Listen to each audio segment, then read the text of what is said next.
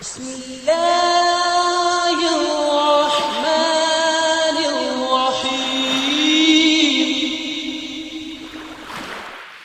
بسم اللہ الرحمن الرحیم. قلم کتاب یوٹیوب چینل اور فیس بک پیج کے ساتھیوں، السلام علیکم. آج ہم بات کریں گے امت مسلمہ کی عمر کے بارے میں. احادیث مبارکہ کی روشنی اور محدثین کی تشریحات کی روشنی میں امت مسلمہ کی کل کتنی عمر بنتی ہے، اور یہی دنیا کی بھی عمر ہوگی جس کے بعد پھر قیامت قائم ہو جائے گی. لیکن اس سے پہلے یہ بات کرنا اور سمجھنا بہت ہی ضروری اور اہم ہے کہ اگر دنیا ختم ہونے والی ہے، قیامت آنے والی ہے، تو کیا ہم قیامت کے انتظار میں بیٹھ جائیں، دنیاوی کام کاج چھوڑ کر ہاتھ پہ ہاتھ رکھ لیں؟ کیا ہم دنیاوی معاملات، کاروبار، سب کچھ روک کر اپنی دنیا برباد کر لیں؟ تو اس کا جواب یہ ہے کہ بالکل نہیں.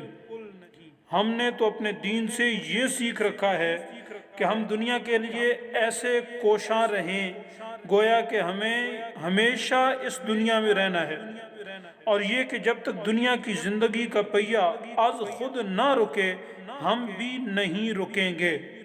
نبی کریم صلی اللہ تعالی علیہ وسلم نے فرمایا، اگر قیامت آنے کے وقت کسی کے ہاتھ میں درخت کا قلم ہو اور اسے کھڑا ہو کر اسے لگانے کی مہلت ملے تو وہ اس کو ضرور لگا دے. حضرت عبداللہ ابن عمر رضی اللہ تعالیٰ عنہما کا قول ہے، اپنی دنیا کے لیے یوں کام کرو گویا کہ تمہیں ہمیشہ زندہ رہنا ہے، اور اپنی آخرت کے لیے یوں کام کرو گویا کہ تم کل ہی مرنے والے ہو. قرب قیامت کے موضوع کو بیان کرنے سے ہماری مراد یہ ہرگز نہیں ہے کہ لوگ ہاتھ توڑ کر بیٹھ جائیں اور کام کاج، طلب علم اور دعوت اللہ کو چھوڑ دیں، بلکہ اس کے برعکس ہماری مراد یہ ہے کہ لوگ آخری زمانے کے فتنوں اور جنگوں کے لیے پوری طرح تیار ہو کر مستعد ہو جائیں اور اپنے ساتھ علم، عمل اور تقوی کی زاد راہ لے لیں. دوسری بات یہ ہے کہ مقصد لوگوں کو خوف زدہ کرنا نہیں، بلکہ اس کا مقصد غفلت شعاروں کو آگاہ کرنا اور سونے والوں کو گہری نیند سے جگانا ہے تاکہ وہ تیار ہو جائیں. ایسا نہ ہو کہ جلد آنے والی یقینی جنگیں ناگہانی طور پر ان پر آ پڑیں. یہ جنگیں تو ان کے گھر کے آنگن میں داخل ہو چکی ہیں، ان پر دعویٰ بول چکی ہیں اور ان کے گھر میں نازل ہو چکی ہیں، اور وہ غفلت میں پڑے ابھی تک اس سے منہ پھیر رہے ہیں. جی ناظرین، اب ہم بات کرتے ہیں دنیا کی عمر اور امت مسلمہ کی عمر کے بارے میں. اس حوالے سے صحیح بخاری میں حضرت عبداللہ ابن عمر رضی اللہ تعالیٰ عنہما کی سند سے یہ روایت موجود ہے. وہ فرماتے ہیں کہ رسول اللہ صلی اللہ تعالیٰ علیہ وسلم نے فرمایا، گزشتہ امتوں کے مقابلے میں تمہاری زندگی کا عرصہ اتنا ہے جتنا نماز عصر سے لے کر غروب آفتاب تک. اہل تورات کو تورات دی گئی، انہوں نے اس پر عمل کیا یہاں تک کہ عین دوپہر کے وقت وہ عاجز آ گئے. ان کو ایک کی رات اجر دیا گیا. پھر اہل انجیل کو انجیل دی گئی، انہوں نے ظہر سے عصر تک اس پر عمل کیا، پھر وہ عاجز آ گئے، انہیں بھی ایک کی رات اجر دیا گیا. پھر ہمیں قرآن عطا ہوا تو ہم نے نماز عصر سے غروب آفتاب تک کے تھوڑے سے وقت میں عمل کیا، اور ہمیں جو اجر ملا وہ 2 کی رات ملا. اہل کتاب کہیں گے، اے ہمارے رب، ان کو تو نے 2 کی رات دیے مگر ہمیں ایک، حالانکہ ہم نے ان سے بڑھ کر عمل کیا. راوی کا قول ہے کہ اللہ کریم فرمائے گا، کیا میں نے تمہاری اجرت میں تم پر کوئی ظلم کیا ہے؟ تمہاری اجرت میں کوئی کمی کی گئی ہے؟ وہ کہیں گے نہیں، ہمیں اجرت پوری دی گئی ہے. تو اللہ فرمائے گا، یہ تو میرا فضل ہے جو میں نے اس امت محمدیہ کو دیا ہے، یہ میرا فضل ہے، یہ میں جسے چاہوں عطا کرتا ہوں. اس حدیث کی روشنی میں ہم نے سب سے پہلے تو بات کرنی ہے امت مسلمہ کی عمر اور دنیا کی عمر کے بارے میں.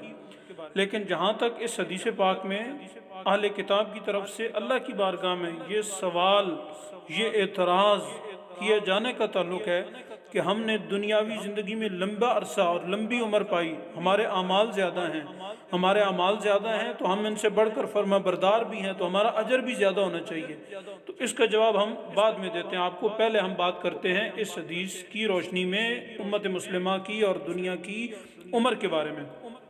اس حدیث کی تشریح میں محدثین نے چند نتائج اخذ کیے ہیں۔ پہلا نتیجہ تو یہ ہے، پہلی سمجھنے والی بات تو یہ ہے کہ یہودیوں کی عمر سب سے زیادہ ہے، عیسائیوں کی عمر ان کے بعد ہے، اور امت مسلمہ کی عمر ان کے بعد یعنی اس سے بھی کم ہے۔ دوسری بات یہ کہ مسلمانوں اور عیسائیوں کی عمر ملا کر کل جتنی بنتی ہے اتنی اکیلے یہودیوں کی عمر ہے۔ یہودیوں کی عمر کتنی ہے تو دوسری روایات سے جو سمجھ آتی ہے، جو نتیجہ نکلتا ہے وہ ہے 2000 سال سے کچھ اوپر، یعنی 2000 سال سے کچھ اوپر، اوپر والی کتنی ہے تو وہ 100 یا 150 سال ہے۔ اور عیسائیوں کی عمر کتنی ہے تو عیسائیت کی عمر 600 سال ہے۔ تو عیسائیت کے 600 سال نکال لیں تو باقی امت مسلمہ کی عمر 1400 سال بنتی ہے، تو 2000 سال برابر ہو گیا، اور اوپر کا 100 یا 150 سال، تو اوپر کا 100 اور 150 سال اگر ہم نکالیں تو اس کی روشنی میں آج ہم 1440 سال گزار چکے، تو باقی کتنے بچتے ہیں 60 یا 90 کے قریب قریب۔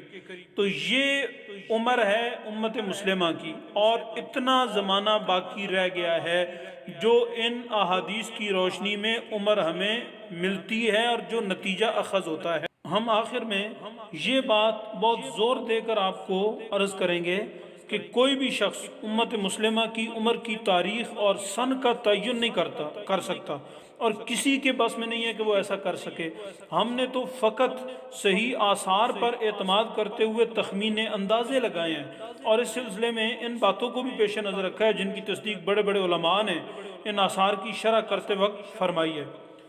ہم نے تو خون ریز جنگوں کے آغاز کی بات کی ہے، جہاں تک اس دنیا کی عمر کب ختم ہو جائے گی ایک فکس لمٹ ہے، اس کا تعلق ہے تو وہ اللہ کے پاس ہے، اور اللہ کی عطا سے رسول کریم صلی اللہ تعالی علیہ وآلہ وسلم کے پاس ہے۔ مگر اس بات پر اتفاق ہے کہ دنیا کی عمر تھوڑی رہ گئی ہے، ہم نے یہ زمانہ پا لینا ہے، آخری زمانہ بالکل قرب کی نشانیاں، امام مہدی کا ظہور وغیرہ اگر ہم نہ پا سکے تو اتنی بات ہم یقین سے کہہ سکتے ہیں کہ ہماری اولادیں اس زمانے کو ضرور پا لیں گی، دنیا کی عمر فقط اتنی ہی رہ گئی ہے۔ اور آخر میں ہم وضاحت کر دیں یہودیوں کی اور اہل کتاب کے اس سوال کی جو اس حدیث میں ہے کہ انہوں نے اٹھایا اللہ کی بارگاہ میں، وہ کیا، اس کا جواب کیا ہے؟